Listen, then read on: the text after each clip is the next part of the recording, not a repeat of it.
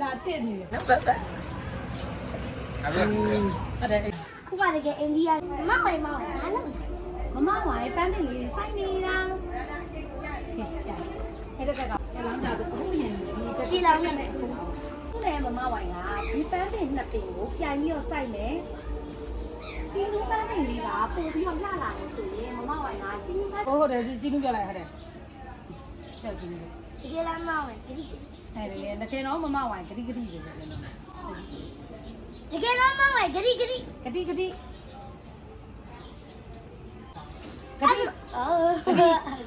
ဟုတ်တယ်ကျင်းလူပြောလိုက်ဟုတ်တယ်ဒီကဘာပန်းပင်နဲ့ပင်ပန်းပင်နဲ့ဒီပန်းပင်အဲ့ဒါကိုကျင်းလူညက်နဲ့ပြီးတော့ကိုလာတက်နေတယ်အစာလေးတစ်ချက်ပဲအဝင်လေးတစ်ချက်မှဟိုပြန်ရရမယ်ဒီနေရာလေးအဲ့ဒါနေရာလေးပြန်စားဟုတ်တယ်အေးတာ